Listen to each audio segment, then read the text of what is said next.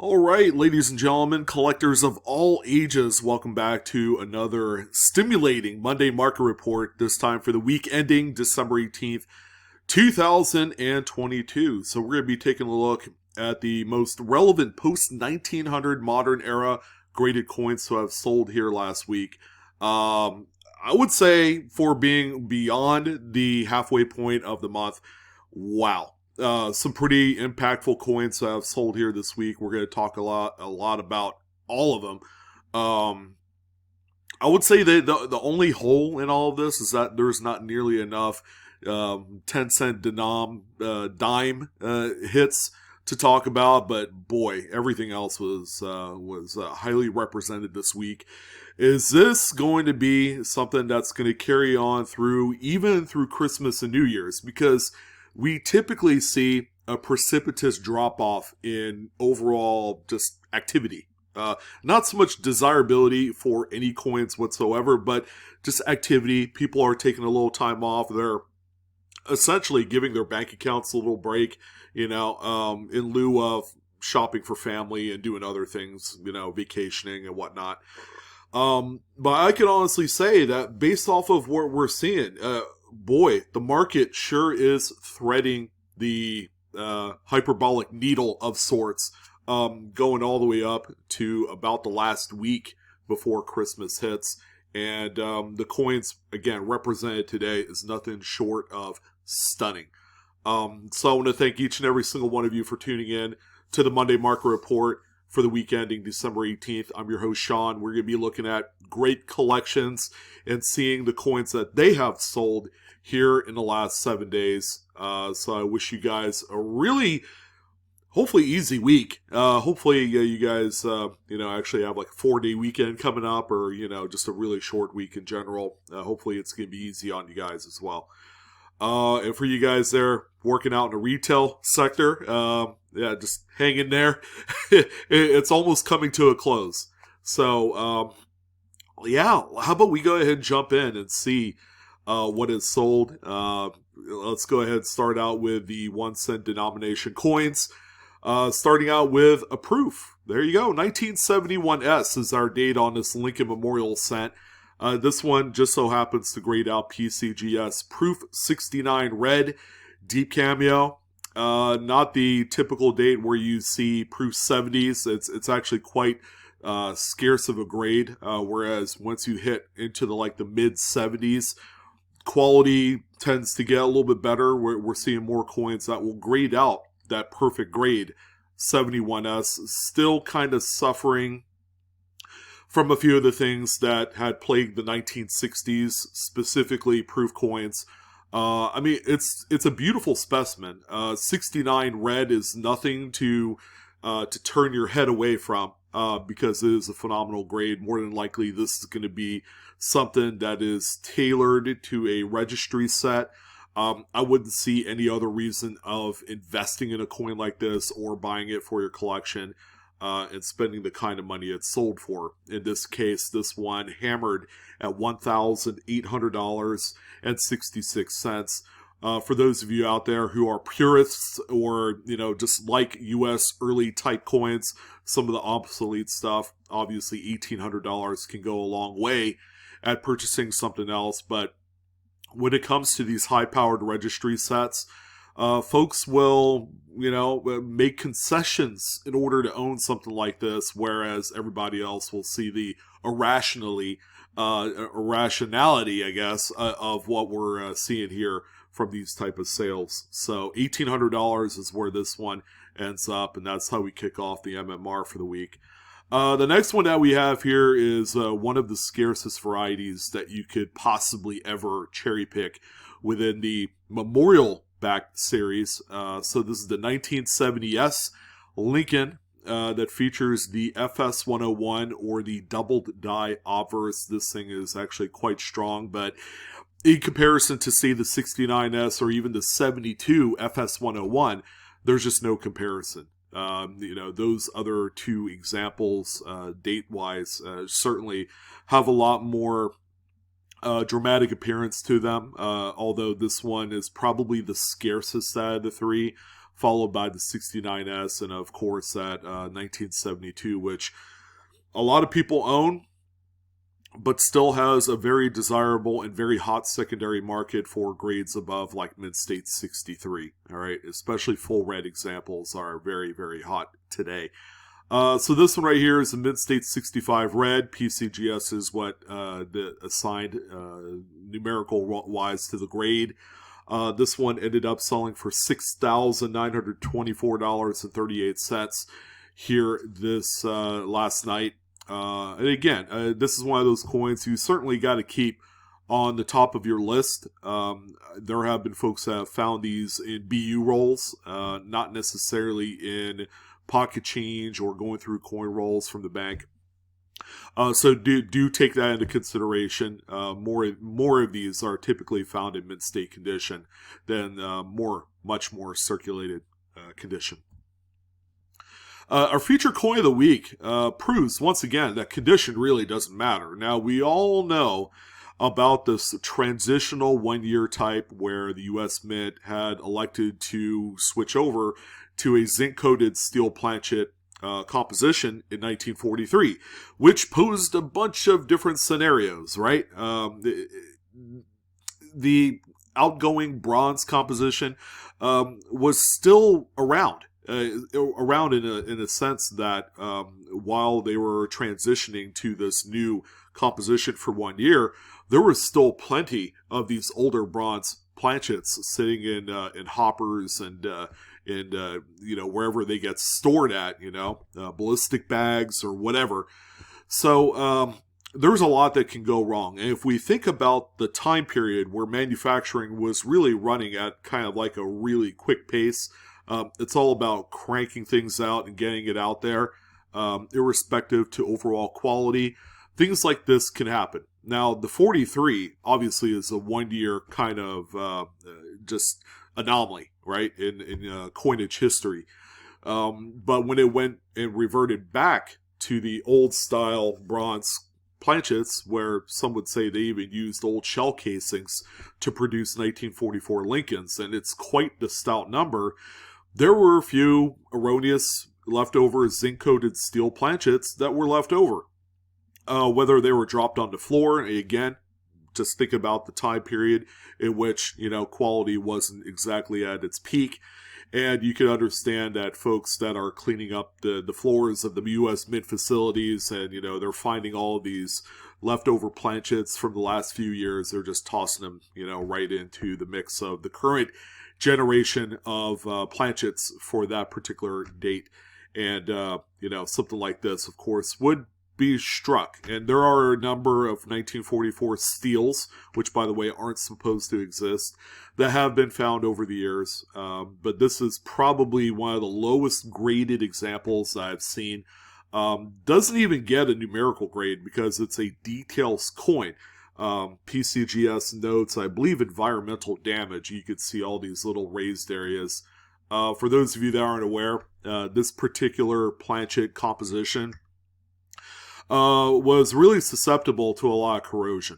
And any sort of entry of moisture to this composition, it didn't take long for rust to happen, for corrosion, things of that nature. So sorry about the long-winded, kind of like description of what we're dealing with here. But even a coin in this condition, even this ugly-looking thing ended up selling for $20,818.12. So if you think something like this is not worth holding on to, you better think again. Because ugly sells, especially when it comes to ultra rarities like this one. This is, of course, like one of the top mint mistakes, if you could even call it that. I think it was just a matter of, they just didn't give a flying you-know-what. They ended up, commingling some of the older planchets and whatever into their existing batches. It happens. Just a really nice kind of lottery find. And again, take a look at what you see here, and don't ignore coins that look like this. Some people are kind of they're kind of against ugly, and they're all about beauty. And if that were the case, you're going to be short selling yourself every single time. Now here is a legit 1943S Lincoln Steely. This is, of course, all correct, but what we have here is just a registry set gem in every sense of the word. PCGS assigned a Mid-State 68, which is the grade you want. It's not the highest grade known for this coin, but it certainly matters for a lot of smaller, budding kind of registry sets of Lincolns. This one is even CAC certed as well, and I'm happy to report this one ended up selling for $2,436.75. Now, if there was any one coin that was synonymous for the bad kind of overall quality of that particular point in time, it has to be something like this. 1924D is typically referred to as a kind of like poor man's semi-key of the Lincoln Cent series. Oftentimes you'll find these type of coins in like VF and lower grades. They were used and abused. They weren't really held on to at the highest state of preservation. But believe it or not, when you look at this coin on screen, this is an example of a highest state of preservation. I mean, it looks bad. I mean, look at the strike on the obverse. It's really rather weak, but again, it is that's par for the course for just about any 1920s Lincoln with a Denver or San Francisco mint. This one right here is a Mid-State 64 red-brown. It's in an OGH or old green holder. This is also a coin that exhibits more of the brown tone type than, say, red-brown. It even exhibits light kind of wood grain patterning to it, which some people do kind of like. The Denver mint mark is quite weak on here, and that, again, that's normal for the state. This one ended up selling for $1,294.88. Kind of tough to assume that this would be a registry set made coin. There are folks that are into typesets that want, an example of a mid-state coin from a rather tough date. This would certainly fit that profile, but aside from that, overall, just a really tough coin that appeals to a very, very wide audience. And we also have a 1918D. Now we're back to much more better quality, nicer strikes, really hammered kind of design details and devices. This one right here is a PCGS Mid-State 65 plus full red example. Could be a nice placeholder in a registry set for the cheap, kind of idea of it. Because these things can reach 5 figures really easily for much higher grades and better quality and appearance. This one ended up selling for $4,725. Just an overall really peachy type coin. And above all, this is also kind of like an armchair Lincoln Cent enthusiast coin here. Not necessarily for a registry set, but there are folks that don't participate in that at all that buy these in this particular grade and end up feeling okay with a $2,000 to $5,000 budget on every single date. There are some of those higher end type coins that aren't part of a registry. And the final 1 cent denom is this 1912D. Another good one as well, very tough. This one ended up as a Mid-State 66 red, also CAC green bean as well. A few kind of small carbon spots on the obverse, not really too distracting of the overall quality of the coin, because this is, again, a testament to the period and just the overall craftsmanship to this new design that's been around for a few years at this point. This one ended up as a $5,906.25 sale. Really awesome coin. Again, for a lot of folks that are into this at a higher level, this is more of a bargain type of level coin for them. Again, these early teens kind of high-end coins can get away pretty quickly into 5-figure territory. This one right here is just a great happy medium for a lot of those collectors. All right, now we're on to nickels. How about 1990p Jefferson nickel? Make no mistake about it, folks are looking to fill in dead hole areas of the registry sets, and a lot of those are post 1990, 1985 era nickels. And when they come around, they will attack these, and they will try and win them at any cost. Not necessarily any cost. These aren't really 5-figure coins yet. But if the popularity of the full step nickel market continues to trudge on as predicted, these will begin to get more expensive, and then people will be kind of headhunting out plus designation graded coins as well. This one sold for $1,338.75. Again, for a lot of us out there that don't really comprehend this level of collecting, a lot of people will say, well, my $1,300 would be better spent on A, B, or C, and none of those is a modern dated Jefferson nickel. It's actually quite silly, but this is kind of like the hidden market, the untapped potential of moderns that a lot of folks, and I mean like 98% of the general public, really don't think about. Here's also a 1971 proof Jefferson nickel. Now, of course, this is the coin everybody needs to look out for. This is the infamous no S-mint mark nickel variety. They are all supposed to have an S-mint right next to the date in this little empty area, this pocket, but this one does not have it. This is, of course, the coin you're looking for. It's a great cherry pick, incredibly valuable, even if you sold it raw in the original set. They'll still sell for many hundreds of dollars. But how about a graded NGC Proof 68 Cameo? Great looking, very handsome example. This one sold for $1,027.12 on its own. Some would argue that, depending on the overall look of these coins, you don't need to grade them. Just sell them in the set, and you'll probably end up achieving close to what the sale price is on this example.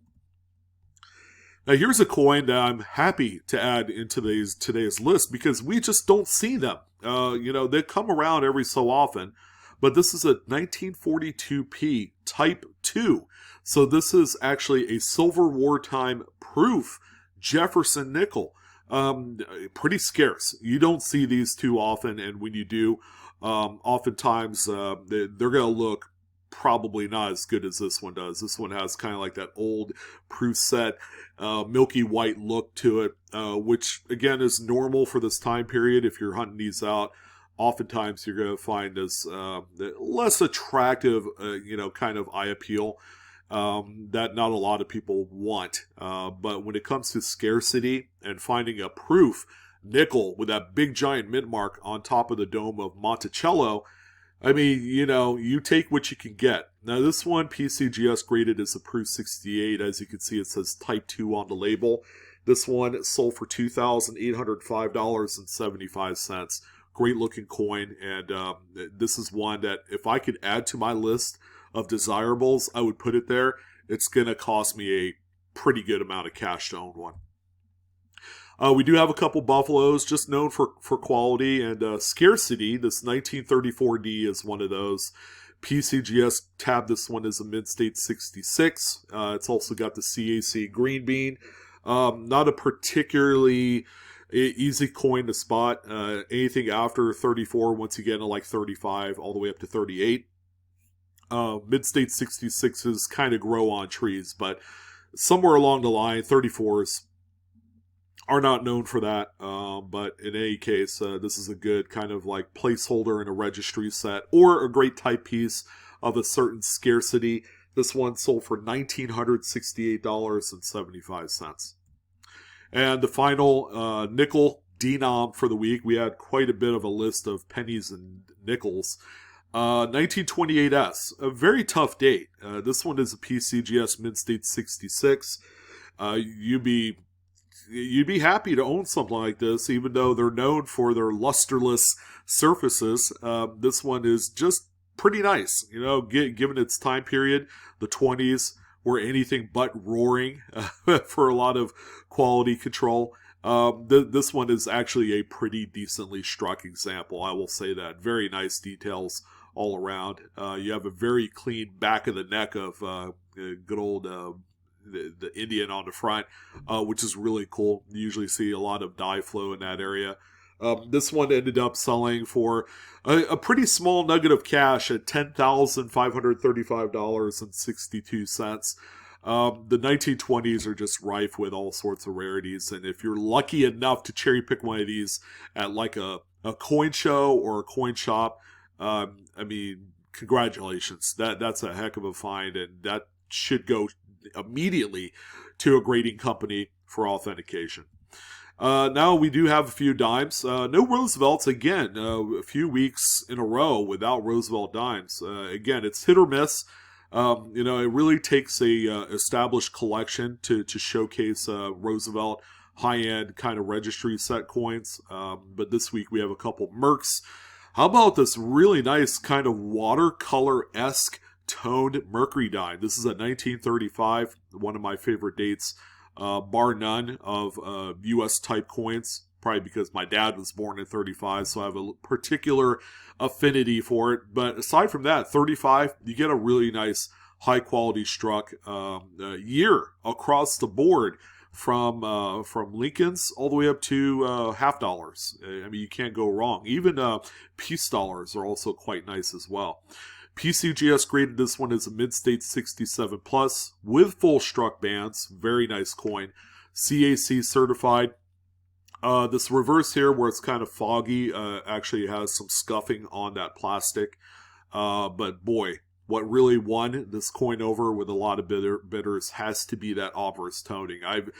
I am kind of indifferent about toning in general, but when something comes along and it's like, wow, that thing looks like just a really nice old world style watercolor. I mean, that is something that you want to be a part of. And if not to be able to afford to buy it, it's to actually just stick around and see how much it sells for. So I had this one on my watch list all week. It ended up selling for $1,856.25. I actually did throw a few bids in and got close, but not close enough. This one could have gone a lot higher if it wanted to. And the other dime to speak of course, is just an insanely tough coin, especially with fully struck bands. 1928D. This one is a mid-state 64 full bands with CAC green bean certified on there, so it's doubly nice of sorts. Not as flashy as some other Mercs that we've seen in the luster department. And again, look at the era that we're talking about here. 1920s coins are just across the board kind of scarce and high quality. This one, you could add that to that list as well. So in that kind of condition, as a 64 and not higher, this one sold for $2,278.12. And actually, I lied. I have one more. Of course, we're going to hit it up with a big one for you. This is the key date 1916D Mercury dime. This is a mid-state 64 full bander, CAC certed, and this is an older graded example. You can just tell from the label color, probably from about 25 years ago. And this one, has all sorts of original skin on it. That kind of like that color that, a lot of people don't like this kind of toned look to it. But that's a full-on originality, folks. This coin was never dipped or played around with through the years. This one sold for $29,390.62. That is not a typo because it's the key date and it's mid-state. That's kind of the going rate for these. A few Washington quarters. How about probably the finest looking 1959 proof deep cameo Washington quarter on the face of the planet? This coin came from a $30 proof set. So, talk about the possibilities. If you came across one of these at just some coin shop, some local Joe Schmo down the street, that really doesn't know what they have, I mean, you could come away a huge winner and really appease the registry set market because they're looking for high-end deep cameo coins like this, pre-1960, of course.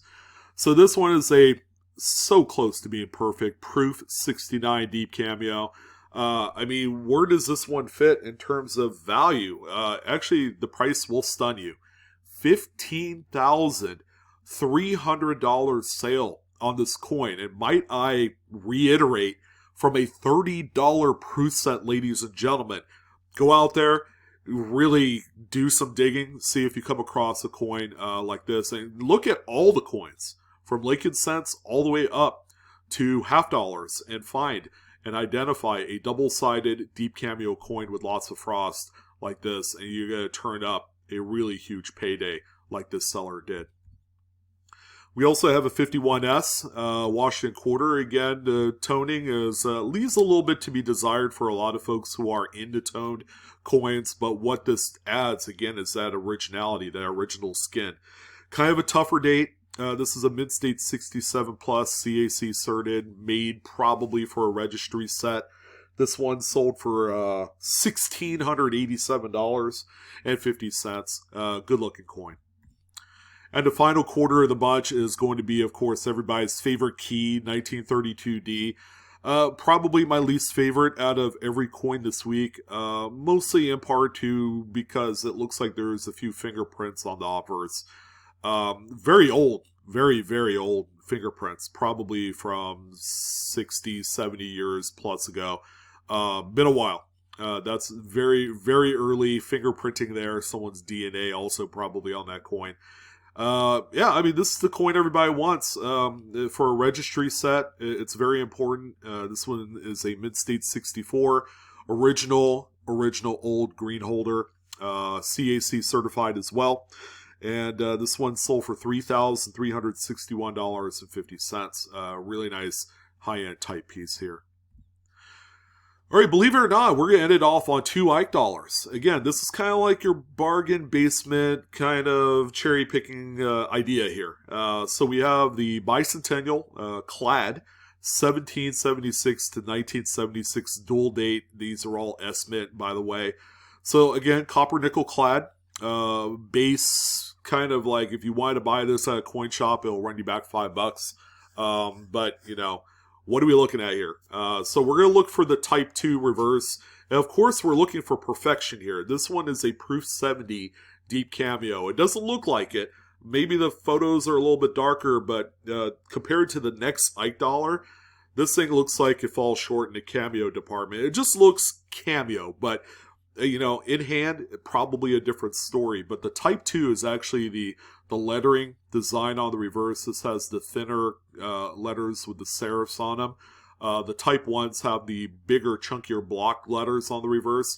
You see both of them side by side, which, by the way, is naked eye visible. You will know exactly the difference between the two. So as a perfect graded coin, still a nice chunky sale at $2,774.25. But if you think this one is off the chain, how about this one here? We're going back to 1990s references. TheBomb.com, off the chain, whatever you want to say. 1974S, Ike dollar, another perfect graded example as a Proof 70 deep cameo. I would say the only thing missing is that CAC green bean. I mean, if you added one of those to this coin, I mean, you know, that's going to up the ante a little bit on the overall value of the coin. And the coin by itself, right now, of this one, is just insane in the membrane. Yeah, more 90s, you know, kind of rocker references. $7,031.25 for this thing that you could possibly pick up at a coin shop for $5 or less. I mean, that blows my mind. Just what's out there. But again, it's about the discerning eye. You gotta make sure you find that coin that is undeniably clean, that is devoid of any planchet nicks. This one right here has a few scratches on the plastic and not on the coin. So yeah, this is what a perfect Ike dollar looks like, sans the, you know, plastic scratches. $7,000, but you can imagine a CAC green bean on this coin would elevate it to about maybe another few $1,000s. Pretty close to 5 figures. But boy, what a amazing coin to end off the MMR Monday Market Report for the week of December 18, 2022. I want to thank each and every single one of you again for tuning in for another absolutely amazing report. This was a lot of fun this week. We talked about different coins, different grades, different applications. They all can't be registry sets. And, you know, this is kind of a trend. You know, as we head into 2023, we're seeing, and we've seen this over the course of about the last 60 days, more people gravitating toward the first half of the 20th century for coin purchases. They're looking for obsoletes. They're going back, they're picking up really tough dates of Buffalo nickels and Mercury dimes and things like that. And they're okay with spending $1,000, $2,000 or more for those coins. And they're avoiding the mid-century stuff, 60s, 70s, 50s, that sort of stuff. So are we going to see that trend kind of continue on into the new year? People kind of hanging back from the ultra moderns, unless you're a registry set, are we going to see people pull back from even those type of coins? We'll see. I don't know. I'm predicting a slowdown in the coin market next year for moderns especially, but I'm seeing kind of like that older pre-1950 market to continue its pace as folks are looking to add a position of early classics to their portfolio or their collection. So we'll see. I don't know. I might be completely off my rocker. By the way, we are on tonight for the live coin Q&A live stream. Starts at 5:30 Pacific, 8:30 Eastern. That's on the live coin Q&A YouTube channel. Go ahead and check us out there. Should be a lot of fun, and I hope to see you guys there. Again, that's going to go ahead and conclude it for today.